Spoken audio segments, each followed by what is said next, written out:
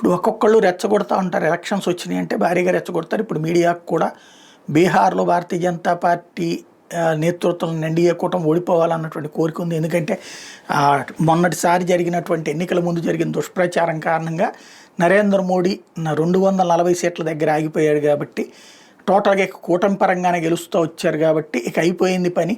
అక్కడ నితీష్ కుమారు, చంద్రబాబు ఎక్కి కూర్చుంటారనుకున్నారు. కానీ ఆ తర్వాత జరిగినటువంటి పరిణామాలు వాళ్ళను కూడా ఆలోచింపజేసినాయి. అందుకే జాగ్రత్తగా ఒక్క చోట కూడా నోరు జారట్లేదు. అన్నీ కూడా బిల్లులకి మద్దతు ఇస్తున్నారు. ఎస్పెషల్లీ నితీష్ కుమార్కి బీజేపీ లేకపోతే వర్కౌట్ కాదు. అట్లాగే చంద్రబాబు నాయుడు ఇప్పుడు కేంద్రంతో గొడవ పెట్టుకుని వెళ్ళాలని అనుకోవట్లేదు. ఇంకోటి, బీజేపీ బలహీన పడట్లేదు. ఎందుకంటే దాని తర్వాత జరిగినటువంటి 5 ఎన్నికల్లో 3 ఘన విజయంతో పాటుగా 2 బలమైనటువంటి ప్రతిపక్ష స్థానంలో కూర్చున్నటువంటి సిచ్యుయేషన్. అదే కాంగ్రెస్ పార్టీ దారుణమైనటువంటి పతనమైనటువంటి పరిస్థితి. అందుకని ఇక్కడ నడుస్తుంది.